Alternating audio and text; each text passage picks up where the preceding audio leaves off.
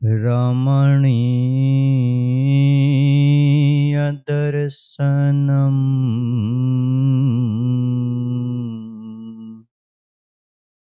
મંદહાસરુચિરા નનાંબુજમ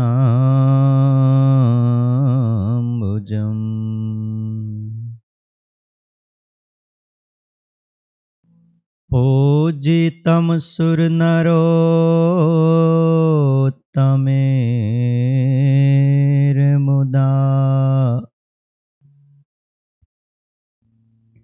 ધર્મનંદનમહં વિચિંતયે.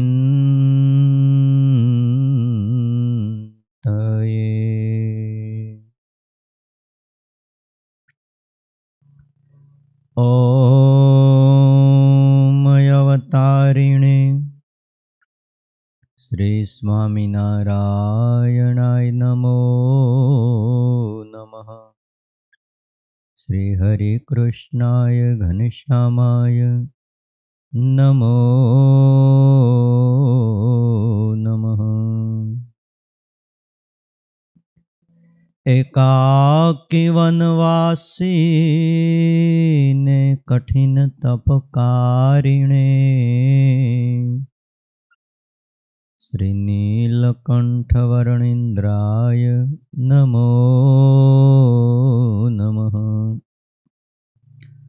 પરાત્પરાય પુણ્યશ્રવણ કીર્તનાય શ્રી સહજાનંદ સ્વામીને શ્રી નારાયણ મુનયે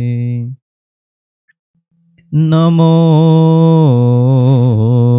નમઃ.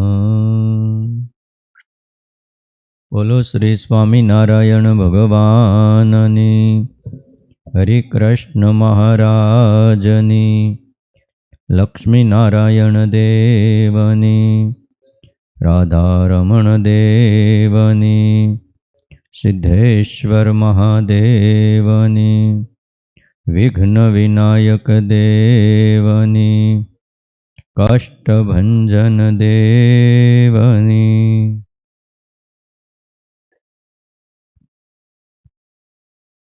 વાલા ભક્તજનો, સર્વાધાર સર્વોપાસ્ય ઇષ્ટદેવ ભગવાન શ્રી સ્વામિનારાયણ, વાત્સલ્ય મૂર્તિ પૂજ્યપાદ ગુરુજી, આપ સૌ વહાલા ભક્તજનો,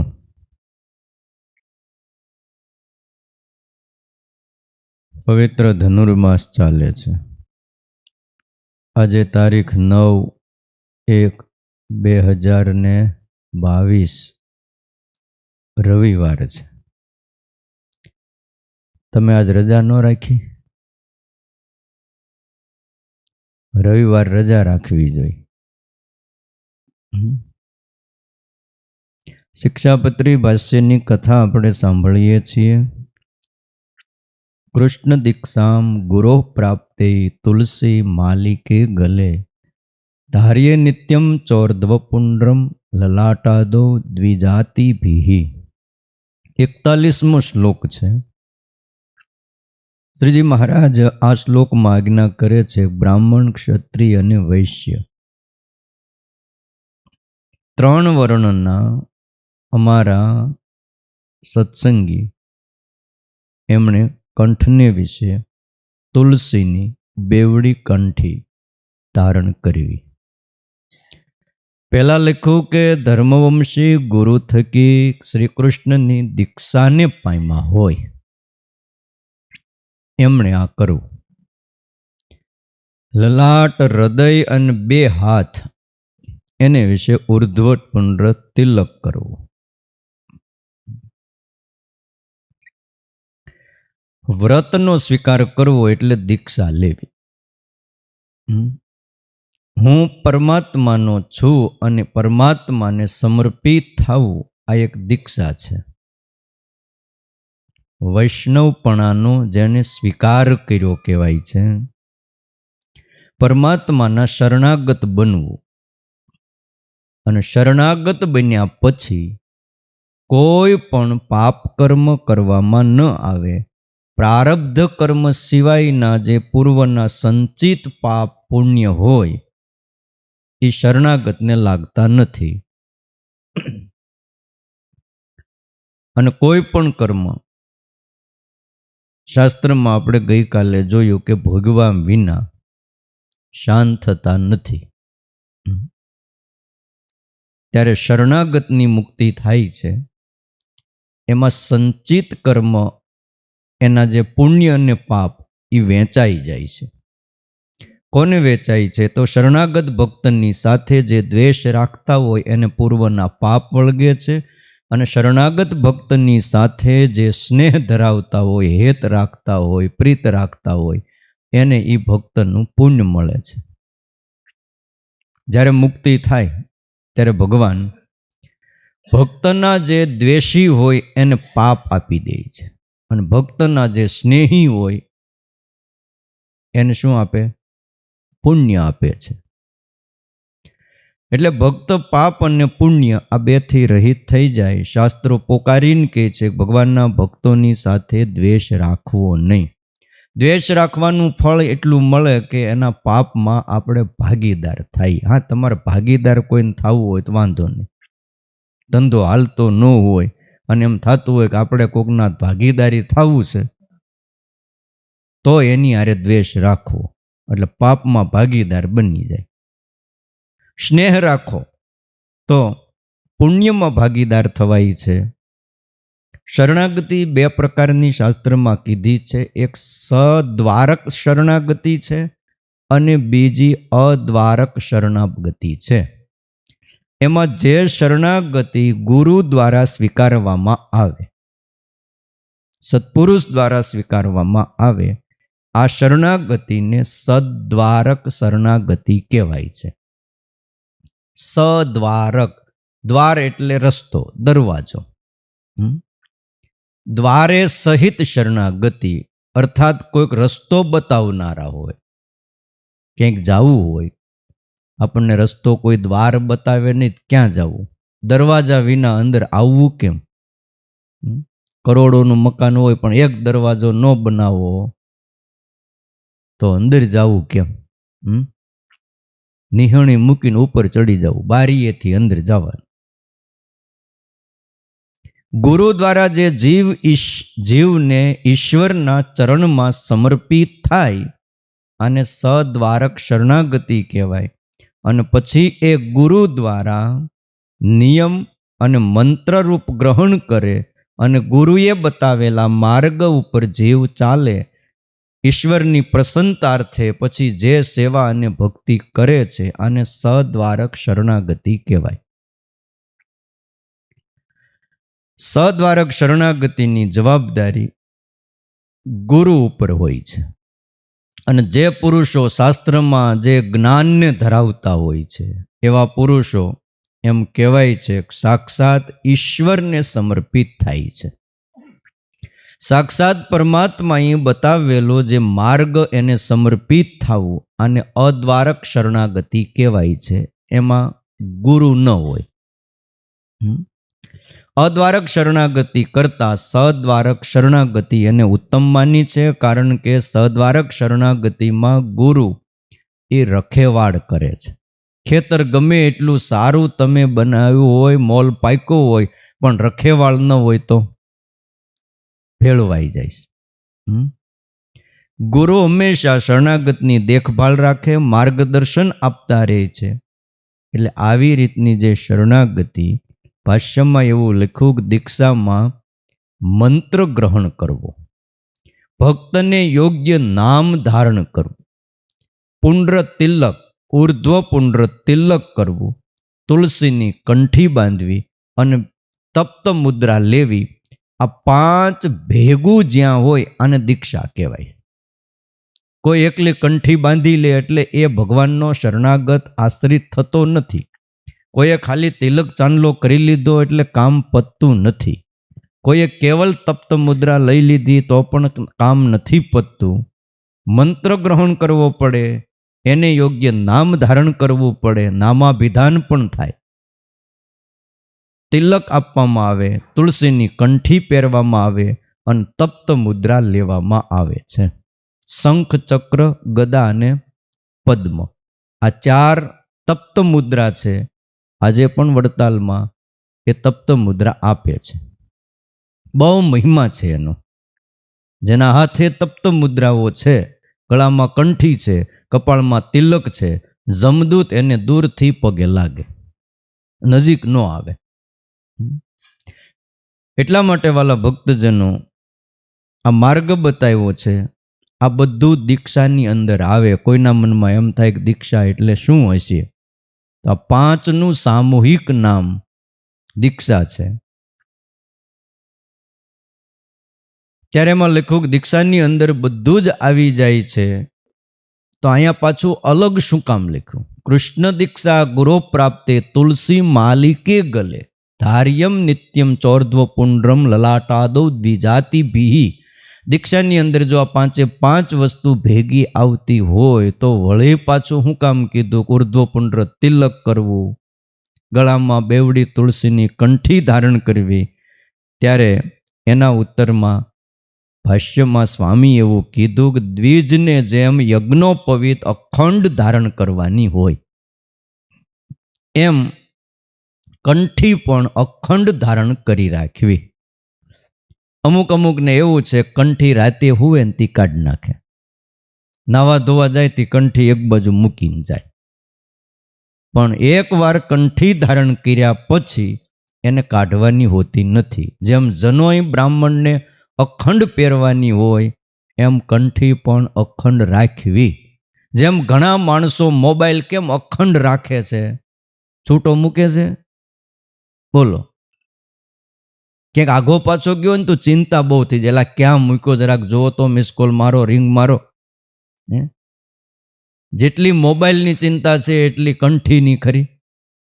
ઘણાને આપણે કેવું પડેલા કંઠી કેમ? અરે લે, ખબર ન રહી, તૂટી ગઈ કે. કંઠી અખંડ ધારણ કરવાની છે. કેવી રીતે? કે દેહ દીપલી ન્યાયે, ઉમરામાં મૂકેલો દીવો જેમ નિત્ય ઉમરામાં તમે દીવો મૂકો એટલે બહાર ઓસરીમાં અંજવાળું આપે અને અંદર રૂમની અંદર પણ અંજવાળું આપે, એમ કંઠી ધારણ કર્યા કરો એટલે અંદર અને બહાર બે જગ્યાએ પ્રકાશ થાય છે. નિત્ય શબ્દ જેમ કંઠી અને તિલક બંનેની સાથે લેવાનું, નિત્ય ધારણ કરવી. એમ ગળામાં તુલસીની કંઠી પહેરે, આ આજ્ઞા છે મહારાજની. લખ્યું ધારણિયા કંઠ દેશે તુલસી કાષ્ટ માલિકા વૈષ્ણવેન વિશેષેણ ભગવત પ્રીતિ વર્ધની. તુલસીની કંઠી જે ધારણ કરે છે એને વૈષ્ણવ કીધો છે, અને વૈષ્ણવની આજ્ઞા છે કે એમણે તુલસીની કંઠી પહેરવી. શું કામ પહેરવી? મહત્વ શું છે એનું? તો કે ભગવત પ્રીતિ વર્ધની. ભગવાનમાં જેને પ્રેમ વધારવો હોય અને તુલસીની પહેરવી, થોડો ઓછો પ્રેમ કરવો હોય અને લાકડાની પહેરવી, અને જેને કાંઈ ન કરવું હોય એને કાંઈ ન પહેરવું. ભગવાનમાં પ્રેમ વધારવો હોય તો એને તુલસીની કંઠી પહેરવી. આ નવા હરિભગત હોય ને એ ઓલી લાલ પીળી પહેરે, પણ હરિભગત થાય, નિયમ ધર્મ પાળતા થાય પછી એને લાકડાની કંઠી ન પહેરાય, એને તુલસીની કંઠી પહેરાય. આ લાલ કંઠીઓ આવે છે ને એ તુલસીની નથી, એ કાચલીની હોય ને લાકડાની હોય.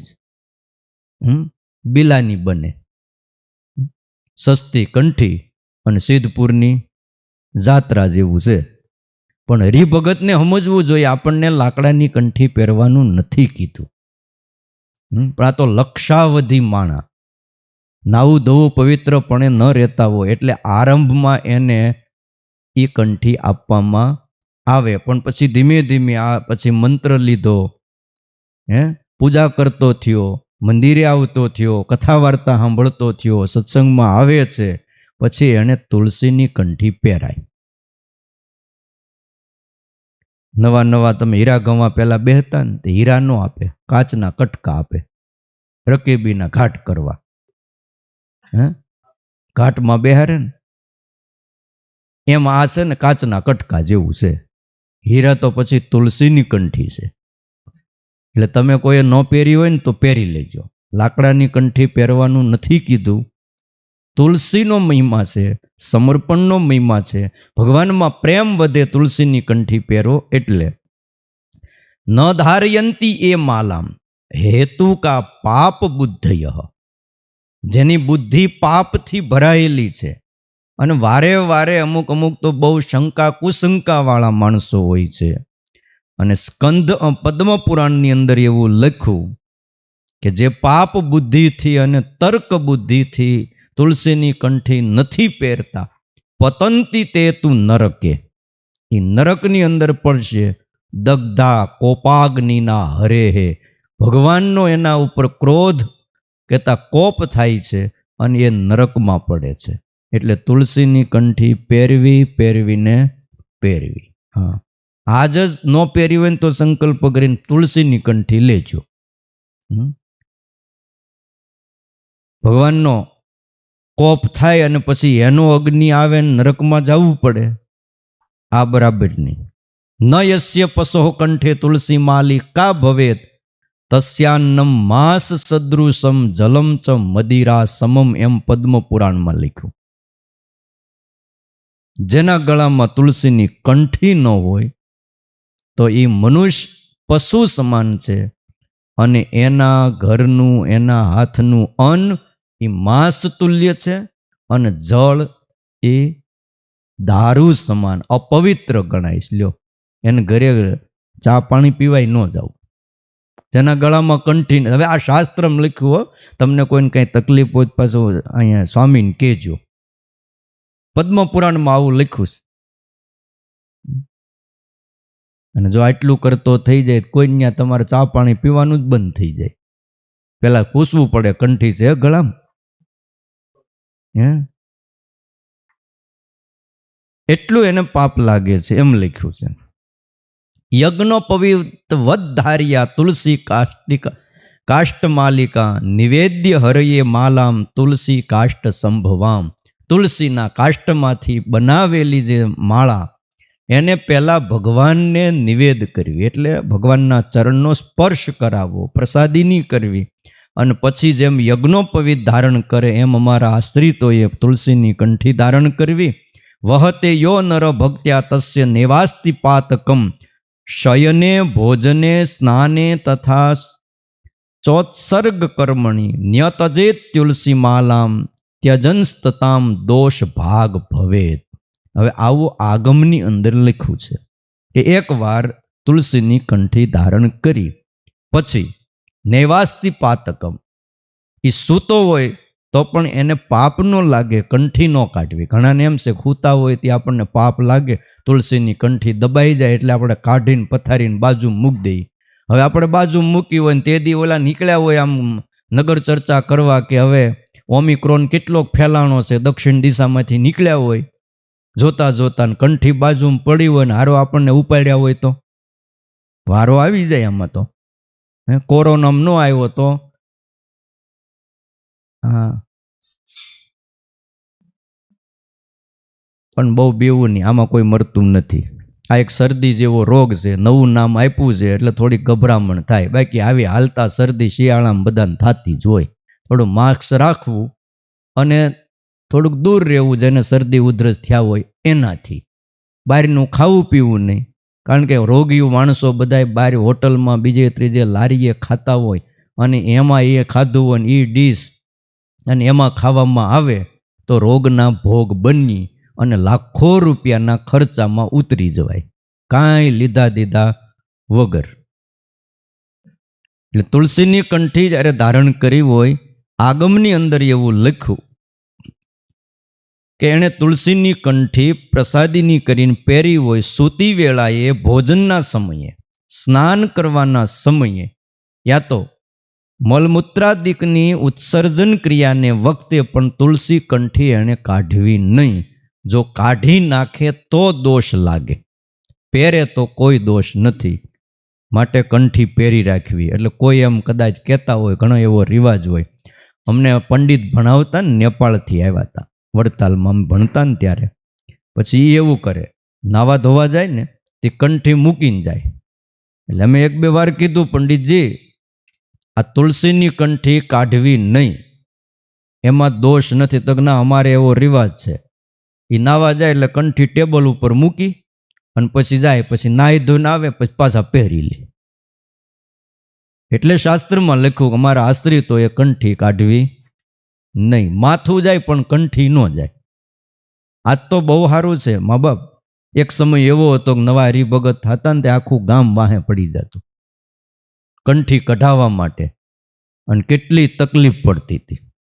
જો પણવા જતા ને તોય કહેતા કંઠી કાઢી નાખ, પછી બધું વિધિ બધો પતી જાય ને પછી ઘરે જઈને પહેરી લેજે.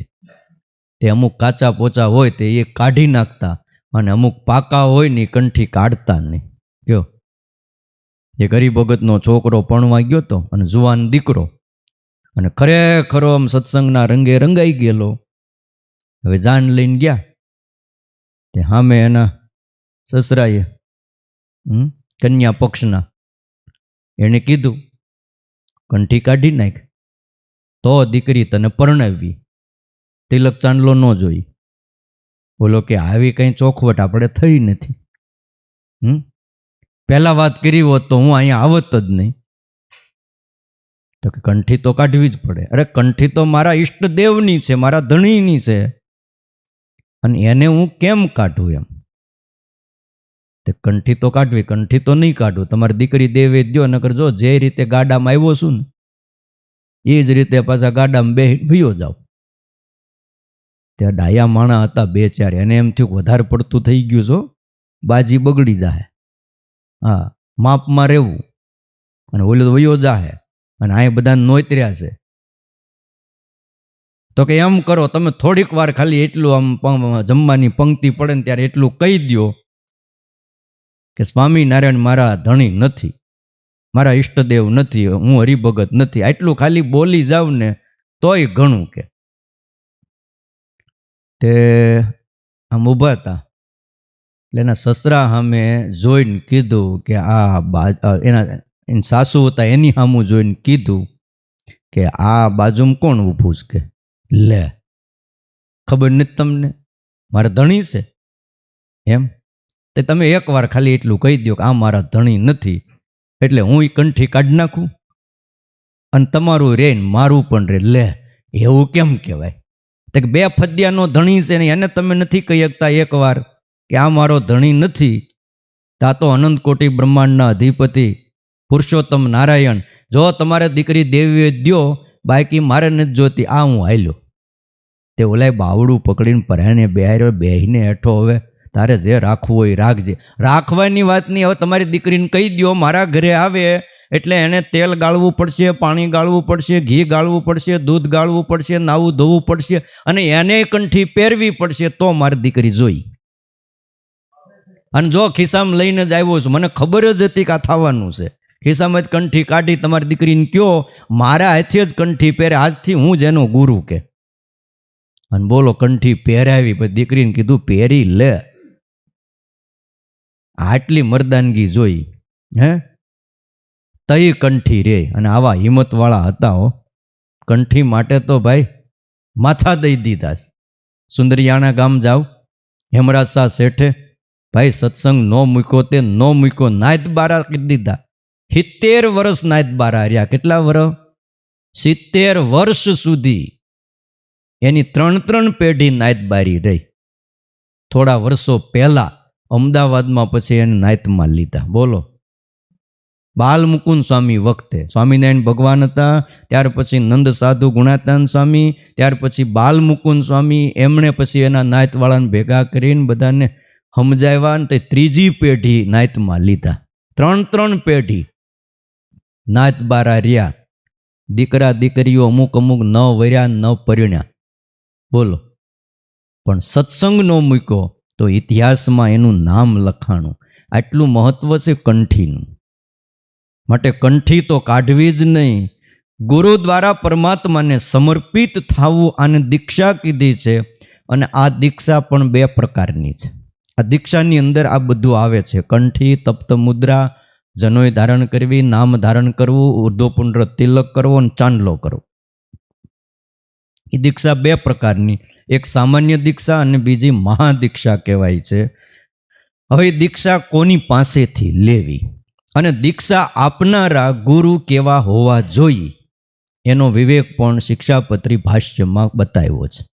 દીક્ષા લઈ લો એટલે કંઈ માટી નથી થઈ જતા, પણ કોની પાસે લેવી અને આપનારા કેવા હોય આ બેયનું મહત્વ બતાવ્યું છે. દીક્ષાનું પણ મહત્વ બતાવ્યું છે કે દીપ્યત્યાસો વિજ્ઞાન મોહન ચ ક્ષાલયંત્ય અતઃ દીક્ષા ઇતિ કથિતા સદભી પ્રાપ્તવ્યા વૈષ્ણવી તુ સા. શાસ્ત્રમાં લખ્યું દીપયતિ આસુ વિજ્ઞાનમ, જેમ દીવો પ્રગટે અને અંધારું વયું જાય અને જ્ઞાન થાય, આપણને પ્રકાશ થાય, દેખાય, એમ દીક્ષા એક એવી છે કે દીક્ષા લે એટલે એને વિજ્ઞાન થાય છે, જ્ઞાન થાય છે. અને મોહન ચ ક્ષાલયંતી, મોહ એનો દૂર થાય છે, એટલા માટે એને દીક્ષા કીધી છે. અને દીક્ષામાં પણ જો શૈવી દીક્ષા આવે, ગાણપતિ એટલે ગણપતિની દીક્ષા આવે, બીજા દેવ દેવીઓની દીક્ષાઓ આવે છે, બીજી ઘણી મલિન દીક્ષાઓ પણ આવે છે. આ બધી જ દીક્ષાઓમાં વૈષ્ણવી દીક્ષા એ શ્રેષ્ઠ દીક્ષા બતાવી છે.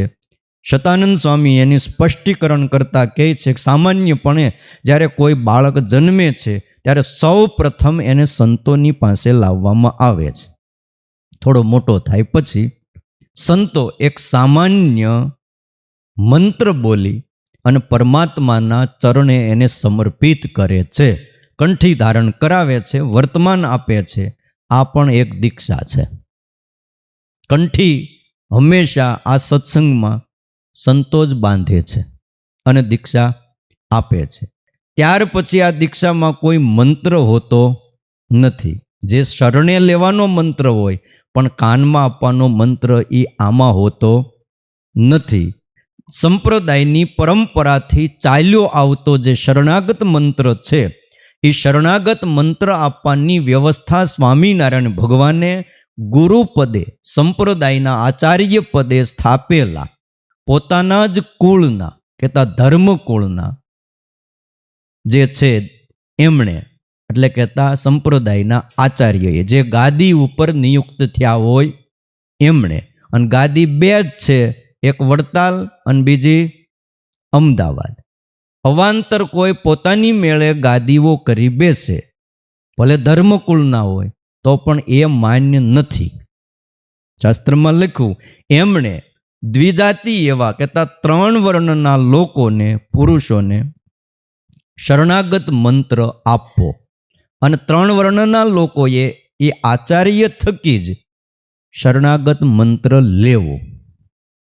સંપ્રાપ્ય વૈષ્ણવીમ દીક્ષામ વિષ્ણુમ ભુવિ ભજંતીએ તે કૃતાર્થા મનુષ્યા વૈ ભાર ભૂતા ભુવે ભુવો અપરઃ. શાસ્ત્રમાં લખ્યું કે આવી વૈષ્ણવી દીક્ષા કહેતા કાનમાં મંત્ર અને ગળામાં કંઠી આ ધારણ કરી અને વિષ્ણુમ ભુવિ ભજંતીએ જે પરમાત્માની ભક્તિ આ ધરા ઉપર કરે છે એ મનુષ્યો કૃતાર્થ છે. બાકીના મનુષ્યો આ ધરતી ઉપર ભાર રૂપ છે, પૃથ્વીને પણ એનો ભાર લાગે. માટે ભગવાનના ભક્તએ આચાર્ય મહારાજ થકી શું લેવો? ગુરુ મંત્ર લેવો. એ શરણાગતિની એક નિશાની છે અને શરણાગત થવામાં આ એક મંત્ર એ બહુ મહત્વનું કામ કરે છે. મંત્ર એટલે કોઈ સામાન્ય નથી. મંત્ર લેનારો એની અંદર ભક્તિ પ્રગટ થાય, એની અંદર ઓજસ તેજ પ્રગટ થતું હોય છે. એટલે ત્રણ વર્ણના લોકોએ આ મંત્ર સ્વીકારવો, એમાંય સત્શૂદ્રને પણ અધિકાર છે. સામાન્ય મંત્રનો જપ કરતા કરતા દ્રઢ વૈરાગ જ્યારે ઉત્પન્ન થાય અને ગ્રહસ્થાશ્રમ છોડી બ્રહ્મચર્ય આશ્રમમાં પ્રવેશ કરે ત્યારે એને મહાદીક્ષા આપવામાં આવે છે. બે પ્રકારની દીક્ષા, આ પહેલી વાત કરી એ સામાન્ય દીક્ષાની, અને બીજી વાત હવે આવે છે એ મહાદીક્ષાની વાત આવે છે. ત્યારે એ મહાદીક્ષાનો અધિકારી થાય. સામાન્ય દીક્ષા, મહાદીક્ષા, આ બંને દીક્ષાના જે મંત્રો છે એ મંત્રો અલગ અલગ છે. સામાન્ય દીક્ષા હોય એનો મંત્ર જુદો છે અને મહાદીક્ષા વિશેષ દીક્ષા એનો મંત્ર જુદો છે. પણ આ બે પ્રકારના મંત્ર આપવાનો અધિકાર સ્વામિનારાયણ ભગવાને ફક્ત ને ફક્ત સંપ્રદાયના ગુરુપદે સ્થાપેલા આચાર્ય મહારાજને જ આપ્યો છે. કોઈ પણ સાધુ ગમે એટલા મોટા હોય પણ મંત્ર આપી શકતા નથી. એ કંઠી બાંધી શરણે લઈ મંત્ર આપવાનો અધિકાર મહારાજ શ્રીને છે. અને એ પાછા વડતાલ કે અમદાવાદ આ બે દેશની જે ગાદી છે એના ઉપર જેનો અભિષેક થયો હોય, નિયુક્ત થયા હોય વિધિસર, એને જ અધિકાર છે, બીજાને અધિકાર નથી. માટે બંને દીક્ષા, સામાન્ય દીક્ષા હોય કે વિશેષ દીક્ષા હોય, એ આચાર્ય મહારાજ થકી ગ્રહણ કરવી.